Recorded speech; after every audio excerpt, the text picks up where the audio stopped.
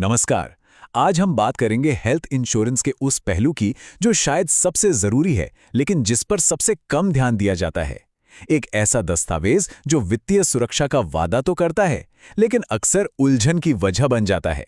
इस पूरी बातचीत का सार असल में इसी एक लाइन में छिपा है। हेल्थ इंश्योरेंस का असली मकसद सिर्फ पॉलिसी बेचना नहीं, बल्कि परिवारों को अचानक आने वाले मेडिकल खर्चों के बोझ से बचाना है। और ये सब मुमकिन होता है पारदर्शिता से, जो अक्सर कहीं खो जाती है। पर ऐसा होता क्यों है? ये सवाल शायद हर उस इंसान के मन में आता है जिसने हेल्थ इंश्योरेंस लिया है या लेने की सोच रहा है कि जिस चीज में मन की शांति के लिए पैसा लगाया वही जरूरत के वक्त इतनी निराशा क्यों देती है। आइए आज इसी गुत्थी को सुलझाते हैं। देखिए, सबसे पहली और सबसे बड़ी गलती हम यहीं करते हैं। हम हेल्थ इंश्योरेंस को एक प्रोडक्ट समझ लेते हैं, जबकि ये एक प्रोडक्ट नहीं है। ये एक कानूनी कॉन्ट्रैक्ट है, एक अनुबंध। और सारी समस्या की जड़ असल में यही है। और सबसे बड़ी विडंबना तो यही है ना? लोग पॉलिसी की शर्तों और नियमों को तब समझना शुरू करते हैं जब वो अस्पताल में होते हैं और उन्हें क्लेम करना होता है, लेकिन तब तक सच कहूं तो बहुत देर हो चुकी होती है। तो सवाल ये है कि ऐसा होता क्यों है? देखिए, प्रॉब्लम ये नहीं है कि लोग समझना नहीं चाहते। प्रॉब्लम ये है कि वो अक्सर गलत चीजों पर ध्यान देते हैं, और इस वजह से कुछ बहुत ही खतरनाक ब्लाइंड स्पॉट्स यानी अनदेखे पहलू नजर से छूट जाते हैं। जरा इस स्लाइड को देखिए। ज्यादातर खरीदार क्या देखते हैं?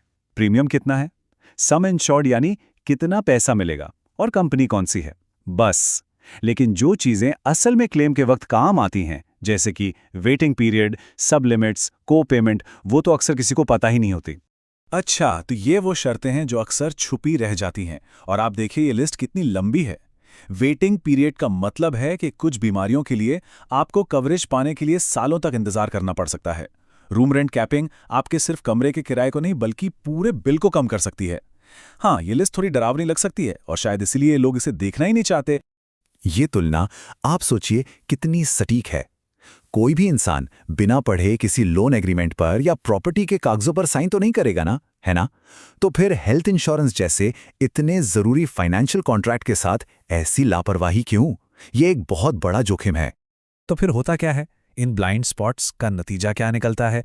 नतीजा ये है कि क्लेम के समय दिक्कतें आती हैं, बहुत सारी बाधाएं आती हैं। तो क्लेम क्यों अटकते हैं या फिर क्यों कम पैसे मिलते हैं? कुछ सबसे कॉमन वजह ये है, और अगर आप ध्यान से देखें तो हर एक वजह सीधे सीधे पॉलिसी की शर्तों को न समझने से जुड़ी हुई है। चाहे वो पुरानी बीमारी के बारे में न बताना हो या वेटिंग पीरियड पूरा होने से पहले ही क्लेम कर देना हो। और यहां एक बहुत जरूरी बात समझनी होगी। ज्यादातर मामलों में इंश्योरेंस कंपनी कोई धोखाधड़ी नहीं कर रही होती। वो तो बस उस कॉन्ट्रैक्ट के नियमों को लागू कर रही होती है जिस पर आपने और कंपनी दोनों ने सहमति दी थी। इसे कहते हैं पॉलिसी क्लॉज का एक्टिवेशन। और इससे बचने का एक ही तरीका है, पॉलिसी खरीदने से पहले पूरी जानकारी लेना। तो ठीक है, प्रॉब्लम तो समझ आ गई, पर इसका हल क्या है? चलिए अब एक ऐसे ब्लूप्रिंट की बात करते हैं जो इस सारी कंफ्यूजन को दूर करके बिल्कुल स्पष्टता ला सकता है। चलिए, एक बहुत ही कॉमन लेकिन जिसे अक्सर लोग गलत समझते हैं उस क्लॉज से शुरू करते हैं, रूम रेंट कैपिंग। सीधे साधे शब्दों में कहें तो ये आपकी पॉलिसी में लिखी एक लिमिट है कि आप एक दिन के कमरे के किराए पर कितना खर्च कर सकते हैं। अब सवाल ये उठता है कि अगर कोई महंगा कमरा ले ले तो क्या होगा? मान लीजिए किसी की पॉलिसी में लिमिट है 5,000 रुपए, पर उन्होंने कमरा ले लिया 7,000 वाला।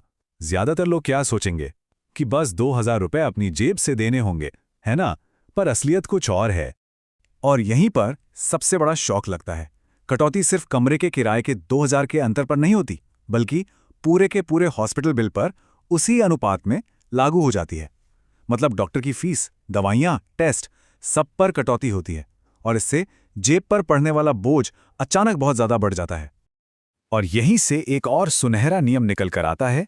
हम हमेशा ये देखने में लगे रहते हैं कि पॉलिसी में क्या क्या कवर हो रहा है, लेकिन एक स्मार्ट खरीदार हमेशा सबसे पहले ये पूछता है कि पॉलिसी में क्या क्या कवर नहीं होता, यानी एक्सक्लूजन्स क्या हैं। असली कहानी वहीं छुपी होती है। तो फिर एक स्मार्ट खरीदार कैसे बना जाए? जवाब बहुत सिंपल है, सही सवाल पूछकर। तो चलिए देखते हैं वो कौन से सवाल हैं जो पूछने ही चाहिए। असल में यहाँ पूरा माइंडसेट बदलने की जरूरत है। सिर्फ प्रीमियम देकर अपनी जिम्मेदारी पूरी समझने वाले एक पैसिव ग्राहक बनने की बजाय एक एक्टिव और जानकार भागीदार बनना होगा, जो अपने हक और पॉलिसी की शर्तों को अच्छी तरह समझता हो। सबसे पहला सवाल, इस पॉलिसी के असली नियम और शर्तें क्या हैं? दूसरा और बहुत जरूरी सवाल, इसमें क्या क्या कवर नहीं होता, एक्सक्लूजन्स की लिस्ट क्या है? तीसरा, इसमें हर तरह के वेटिंग पीरियड कौन कौन से हैं और कितने समय के हैं? और आखिर में सबसे जरूरी सवाल, जब क्लेम करने की नौबत आएगी तो उसकी पूरी प्रक्रिया क्या होगी? तो आखिर में बात बस इतनी सी है, हेल्थ इंश्योरेंस का मकसद डर या कंफ्यूजन पैदा करना नहीं है, बल्कि तैयारी और सुरक्षा देना है। और ये तभी हो सकता है जब इसकी नींव में स्पष्टता और शिक्षा हो, ना कि अधूरी जानकारी या गलत बिक्री।